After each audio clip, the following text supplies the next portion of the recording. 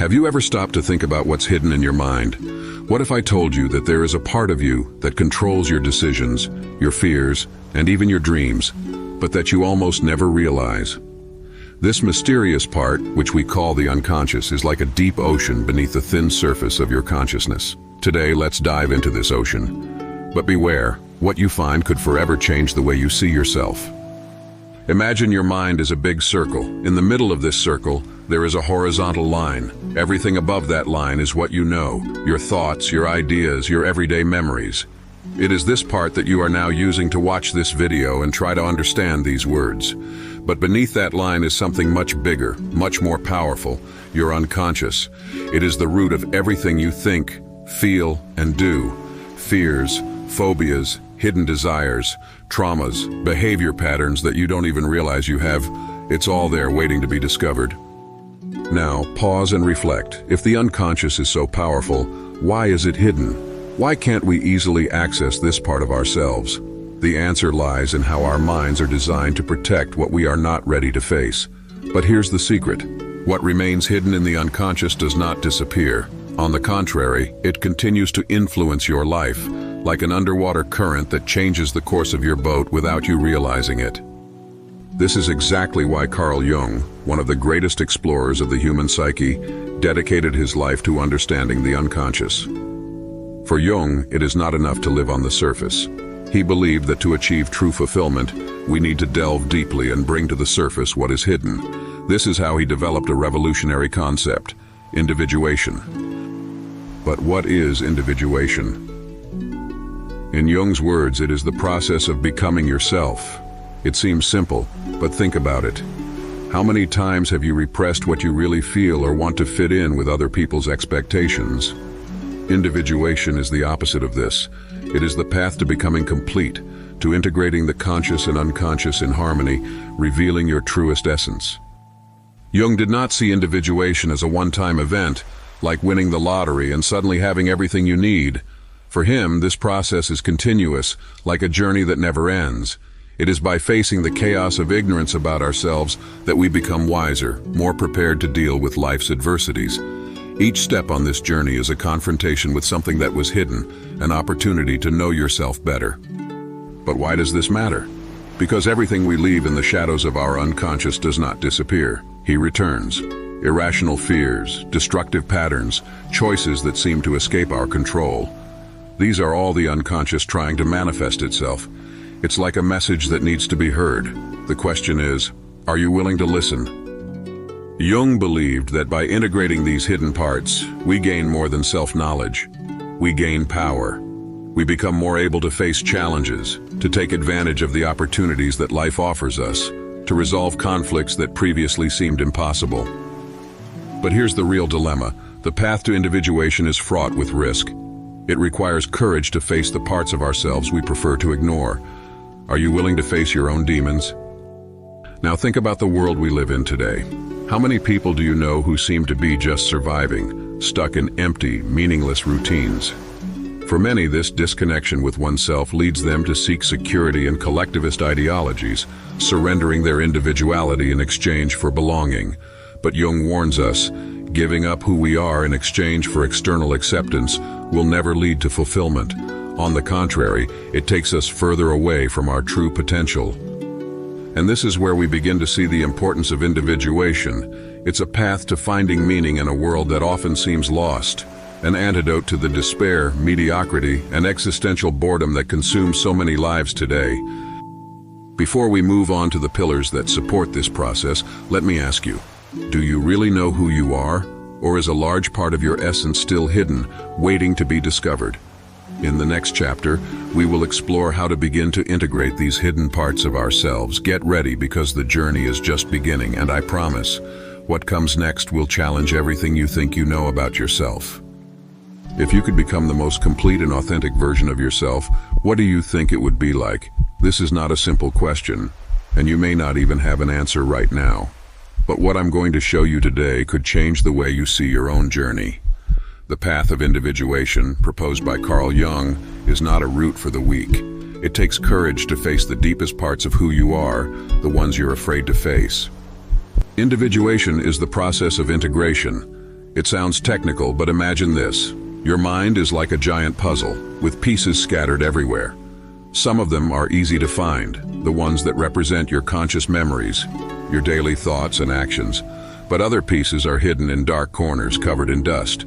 These pieces are your fears, traumas, repressed desires, and automatic patterns you don't even know you have. Individuation is the act of putting all these pieces together, forming a complete picture, and believe me, what you see in this painting will be revealing. Jung saw individuation as the only way to achieve true psychological fulfillment. For him, living on the surface, dealing only with what is at the level of consciousness, is living a reduced version of who you really are. It's like walking through a labyrinth without a map, guided by instincts you don't understand. To get out of this maze, you need to delve into the unconscious, exploring what is in the shadows and bringing it into the light. But be careful. Individuation is not a magical transformation. It's not like winning the lottery, where suddenly everything makes sense. It is an ongoing, sometimes painful process that requires effort and commitment. Think of it like climbing a mountain. Each step brings new challenges, but also new perspectives. When you look back, you realize how much you've grown and how the path, although arduous, was worth it. Now here's something that might bother you. The unconscious won't wait for you to be ready. It manifests whether you want it to or not. Have you ever noticed how certain patterns repeat themselves in your life, as if something is pulling the strings behind the scenes? These patterns, whether wrong choices, persistent fears, or internal conflicts, are signals from the unconscious asking for attention. Ignoring them is like trying to cover the sun with a sieve. You can pretend they aren't there, but they continue to influence everything around them. Individuation gives us the tools to deal with these manifestations. When you begin to integrate your unconscious, you not only understand these patterns, but you learn to use them to your advantage. This is where real power comes in. You are no longer at the mercy of what is hidden. You take control, transforming weaknesses into strengths, fears into wisdom. Think about the world around you. How many people live without even scratching the surface of who they are?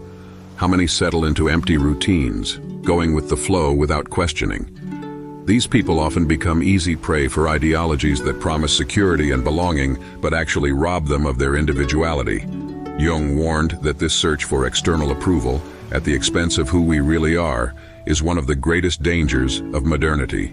Individuation, on the other hand, is an act of rebellion against this conformity. It's the way to find purpose in an increasingly disconnected world. And do you know what the most interesting point is? Individuation doesn't just transform you, it transforms the way you relate to others. By integrating your unconscious, you begin to see the world more clearly. Conflicts that previously seemed insurmountable become learning opportunities. Relationships that were previously superficial gain depth. You become not only more well-rounded, but also more empathetic and resilient. But here's the real dilemma. Why do so many avoid this path? The answer is simple.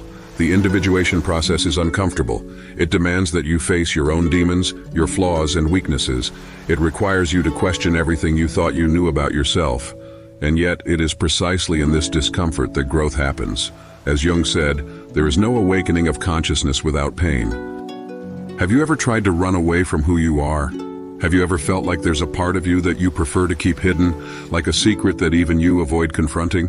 The truth is that we all carry shadows, and most of the time we try to ignore them. But here's something powerful.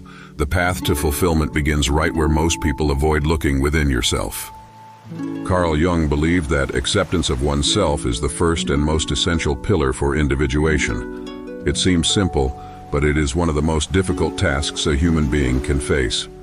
After all, accepting yourself means facing your flaws, your mistakes, and the aspects of your personality that you wish didn't exist. It's not comfortable, but it's necessary, because until you accept who you really are, you can never become who you are meant to be.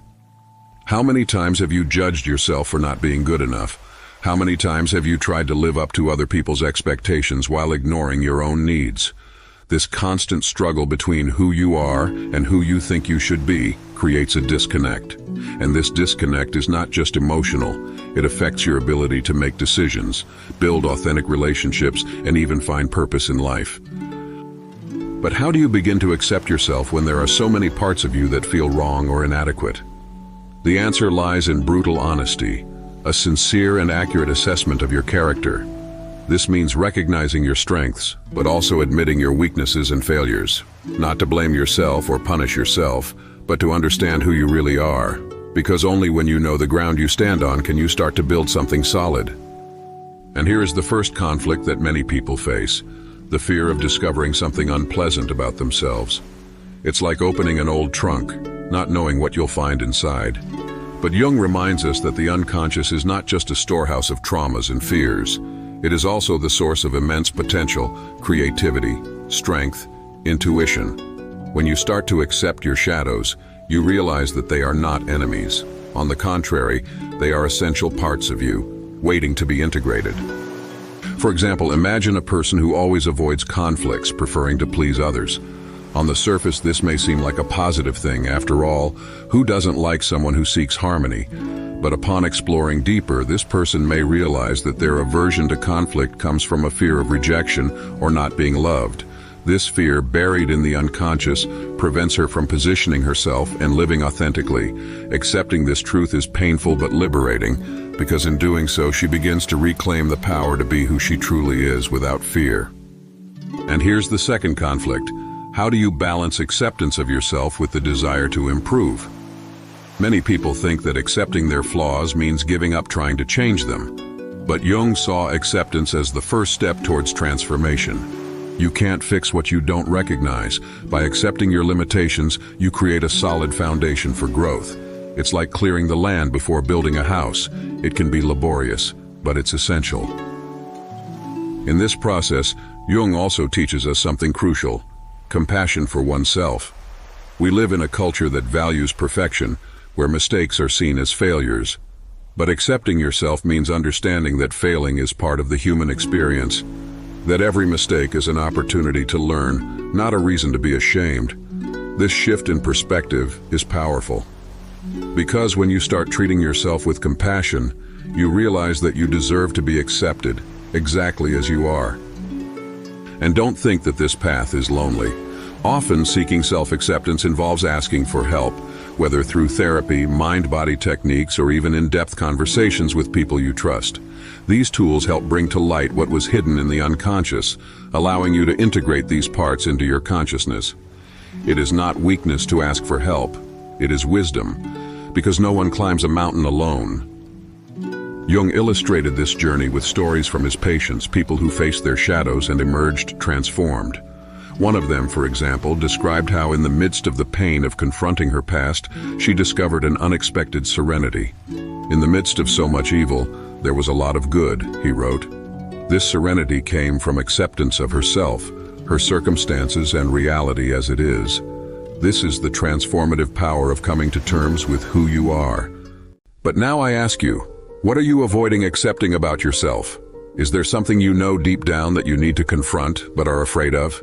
Because this fear is the first sign that there is something important waiting for you. Acceptance is not a final destination, but the beginning of a journey of transformation. And it's a journey that only you can decide to begin. Ever wondered why some wounds never seem to heal? Why do certain conflicts, especially with those closest to you, remain like weights you carry without even realizing it? The second pillar of individuation invites us to one of the most profound challenges of the journey: accepting others. But be careful. Accepting does not mean blindly forgiving or forgetting. It means something much more transformative. Accepting others is a task that goes beyond simple rational understanding. It involves letting go of questions that will never have definitive answers, like, why did they treat me like that? Or, what did I do to deserve this? Carl Jung realized throughout his clinical practice that these issues often trap people in a cycle of suffering and resentment. When you fixate on the why, you are diving into a bottomless pit. And this well does not lead to healing, but to despair. Imagine someone who carries the weight of a difficult relationship with their parents. Perhaps you grew up in a hostile environment, marked by constant criticism or a lack of love.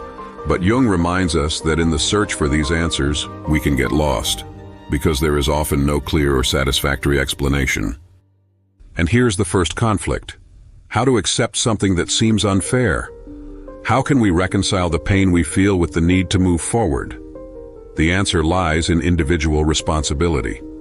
Jung asserted that to become truly adults, we need to recognize the sins and failures of our parents, not as excuses for our own stagnation, but as part of the circumstances that shaped our lives. Accepting is not agreeing, it's understanding that that happened, and that now it's up to us to decide what we will do with it. This understanding is liberating, but also frightening, because it involves taking control over our lives. When we stop blaming others for our problems, we come face to face with the most difficult question. Now, what do I do with this? Accepting others takes us out of the victim role and puts us in charge, but with that command comes the responsibility of building something new from the ruins. And this brings us to the second conflict, how to prevent acceptance from others from becoming an excuse for self-punishment. Often, when we recognize the faults of others, we fall into the trap of justifying their mistakes at the expense of our own pain. Jung teaches us that acceptance must be accompanied by healthy limits. Recognizing the circumstances of others does not mean allowing them to continue hurting us. On the contrary, it means establishing a balance between compassion and self-worth. One of the most profound aspects of this pillar is how it transforms our relationships. By accepting others, we abandon the illusion that they need to change for us to be happy. This is a key point. When we wait for someone's behavior to change in order to feel fulfilled, we give our power to them. Accepting is reclaiming this power. It is understanding that our inner peace does not depend on what the other person does or doesn't do, but on the way we choose to respond. Here's something even more fascinating. As we accept others, we begin to see them more truthfully. We often project unrealistic expectations onto our loved ones, imagining that they should be perfect or live up to our fantasies of what a relationship should be like. This projection not only harms the relationship but also prevents us from seeing the person as they really are, with all their flaws, but also their virtues. A classic example of this process can be seen in family dynamics. How many times do we carry deep hurt against parents, siblings, or spouses, expecting them to apologize or recognize their mistakes? But what if we accept that this may never happen? How about accepting that these people did the best they could with the tools they had at the time? This does not mean minimizing the impact of their actions, but rather understanding that healing depends more on us than on them. Jung asserted that acceptance of others places us in the territory of objective reality. It is in this territory that we begin to live wisely, because when we free ourselves from the shackles of resentment and unrealistic expectations, we can see life as it really is, and not as we would like it to be. This is the point where individuation begins to bear tangible fruits: inner peace, emotional resilience, and the ability to build authentic relationships. But here's the ultimate question: are we ready to give up our illusions? We often hold on to suffering because it gives us a sense of identity. I am this way because of what so-and-so did to me is a comfortable narrative, but also a limiting one. Accepting others forces us to leave that narrative behind and create something new, something that requires courage and determination, but also brings a freedom that few people experience. And now I ask you, who in your life do you need to accept so you can move forward? What hurts do you still carry, waiting for an apology that may never come? This reflection is not easy, but it is necessary. Because at the end of the day, acceptance is not a gift you give to others. It's a gift you give yourself. What gets you out of bed every day? Is it out of obligation, routine, or something deeper?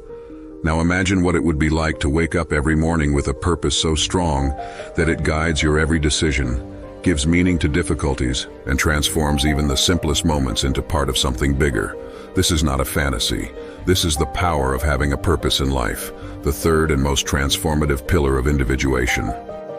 Carl Jung observed that one of the greatest challenges of modern human beings is living without a direction. We live in a world where we are constantly bombarded by distractions, social media, consumption, external demands. But in the midst of this chaos, many of us forget to ask ourselves, where am I going? Without a clear goal, life becomes something that simply happens to you rather than something you actively build. And this emptiness is not harmless. It corrodes the soul, leaving us vulnerable to despair, existential boredom, and mediocrity. But what exactly does it mean to have a goal in life? We're not just talking about practical goals, like having a good job or buying a house. These are just steps. Jung spoke of something greater, a purpose that resonates with the essence of your being, that connects your daily actions to something meaningful. It's this kind of goal that gives us the strength to overcome life's inevitable obstacles. Without it, every problem seems unbearable. With it, even the most difficult challenges become stepping stones to something greater. But here's the first conflict. Finding purpose isn't easy. Many of us have been conditioned to live according to other people's expectations. Society, family, friends, everyone has an idea of what our lives should be like. And in the midst of this, we end up getting lost. This is why so many people spend years or even their entire lives feeling like they are out of place, like pieces of a puzzle that never fit together. But what if this discomfort is not the problem, but the invitation? What if he's telling you it's time to stop following other people's maps and start drawing yours? Jung believed that a life goal cannot be imposed from outside. It needs to be discovered from within. This requires a deep connection with yourself, with your unconscious, with the parts of you that we often ignore. It's a process of self-discovery that doesn't happen overnight. It emerges little by little, as you learn to listen to that inner voice that has often been silenced by the noise of the world.